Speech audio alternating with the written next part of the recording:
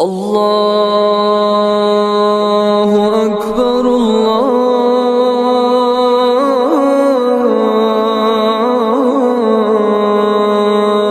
اکبر۔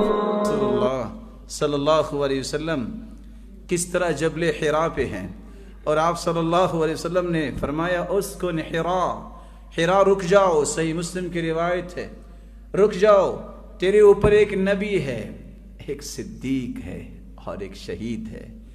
اور صدیق کون تھا اللہ کے رسول کے ساتھ؟ ابو بکر صدیق رضی اللہ تعالی عنہ۔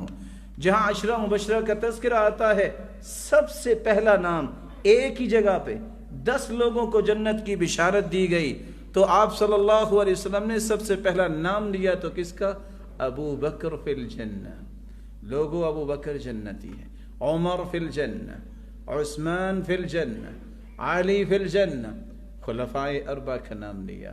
ان 10 میں سے سر فہرست نام آیا ہے تو ابو بکر صدیق رضی اللہ تعالیٰ عنہ کا۔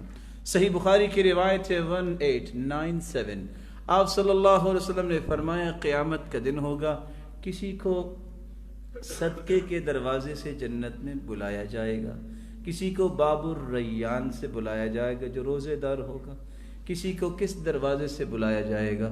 تو سیدنا ابو بکر صدیق رضی اللہ تعالیٰ عنہ فرماتے ہیں فَهَلْ يُدْعَ أَحَدٌ مِّن تِلْكَ الْأَبْوَابِ كُلِّهَا۔ اللہ کے پیارے پیغمبر، یہ جنت کے جو 8 دروازے ہیں،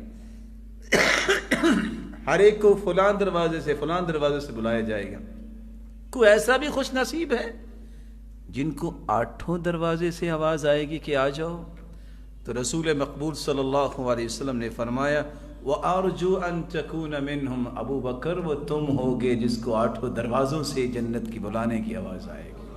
رسول اللہ صلی اللہ علیہ وآلہ وسلم کے صحابی بیان کرتے ہیں، ابو ہریرہ، اللہ کے رسول نے فرمایا من اصبح منکم اليوم صائما، آج کون روزے دار ہے؟ تو سب سے پہلے بولے ابو بکر میں روزے دار ہوں۔ فمن تبع منکم اليوم جنازہ، آج جنازہ کس نے پڑھا ہے؟ تو سب سے پہلے بولے ابو بکر صدیق رضی اللہ تعالیٰ عنہ۔ قال فمن اطعم منکم اليوم مسکینا، آج مسکین کو کھانا کس نے کھلایا ہے؟